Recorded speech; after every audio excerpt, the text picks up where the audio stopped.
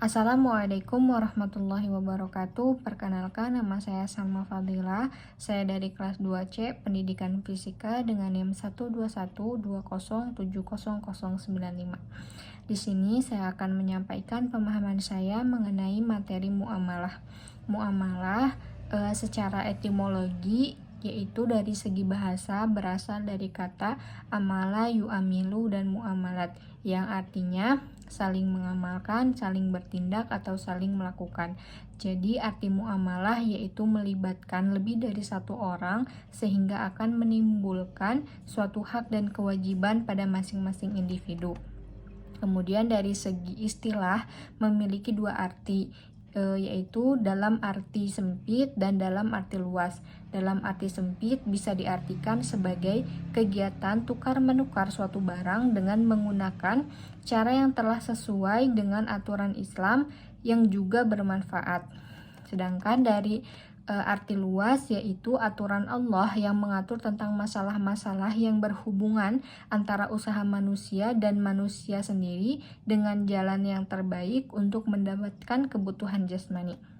Kemudian arti muamalah menurut Al-Quran yaitu muamalah dalam Islam merupakan sebuah hukum dan aturan yang mengatur tata cara yang tepat dan benar menurut syariat Islam untuk memenuhi kebutuhan dunia. Kemudian muamalah berdasarkan ilmu fikih yaitu muamalah sebuah ilmu yang berkaitan dengan muamalah diantaranya yaitu kegiatan transaksi yang telah disesuaikan dengan hukum dan aturan syariat Islam dan juga didasari oleh dalil-dalil Islam dengan rinci yang berkaitan dengan perilaku manusia.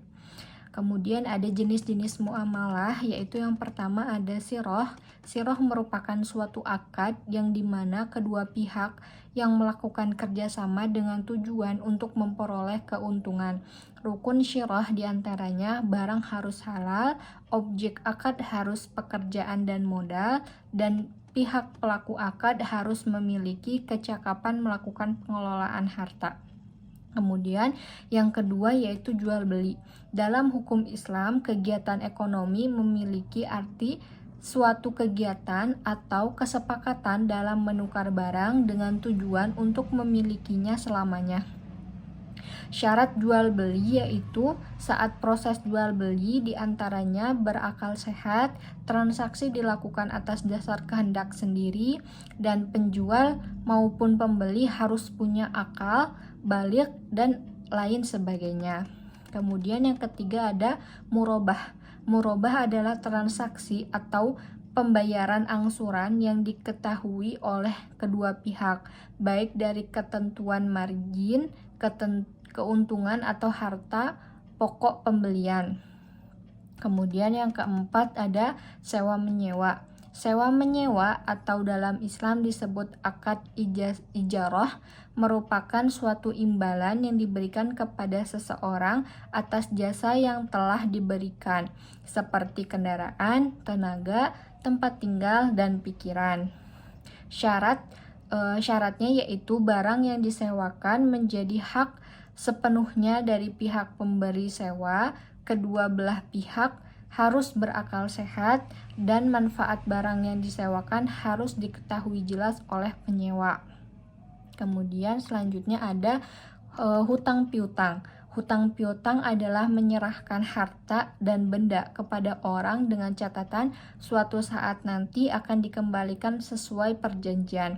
Beberapa rukun hutang piutang diantaranya harus ada barang atau harta, adanya ijab qabul, dan adanya pemberi hutang atau penghutang.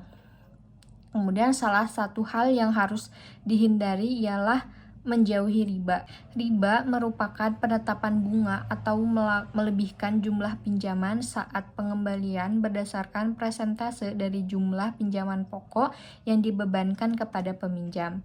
Kemudian ada ruang lingkup. Ruang lingkup fikih muamalah adalah seluruh kegiatan muamalah manusia berdasarkan hukum-hukum Islam yang berupa peraturan-peraturan yang berisi perintah atau larangan seperti wajib, sunnah, haram, makruh, dan mubah. Ruang lingkup fikih muamalah terbagi menjadi dua, yaitu yang pertama al-muamalah al-adabiyah. adabiyah yaitu mencakup segala aspek yang berkaitan dengan masalah adab dan akhlak. Hal-hal yang termasuk al-muamalah al-adabiyah yaitu ijab kabul, saling meridhoi, tidak ada keterpaksaan dari salah satu pihak, hak dan kewajiban, kejujuran pedagang, penipuan, pemalsuan, dan segala sesuatu yang bersumber dari indera manusia yang ada kaitannya dengan peredaran harta. Kemudian yang kedua yaitu al-muamalah al-madiyah.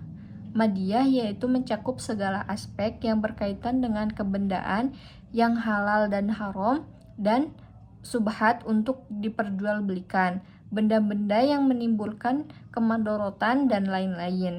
Adapun ruang lingkup muamalah al-madiyah yaitu yang pertama ada jual beli, yang kedua ada gadai, yang ketiga ada jaminan atau tanggungan, yang keempat pemindahan utang, yang kelima jatuh bangkit, yang keenam batas bertindak, yang ketujuh perkongsian, yang kedelapan perseroan harta dan tenaga, yang kesembilan sewa menyewa tanah, kemudian yang ke-10 upah, yang ke-11 gugatan, yang ke-12 penyembara, yang ke-13 pembagian kekayaan bersama, yang ke-14 pemberian, dan yang ke-15 pembebasan, dan yang ke-16 masalah-masalah tentang bunga bank, asuransi, kredit, dan masalah lainnya.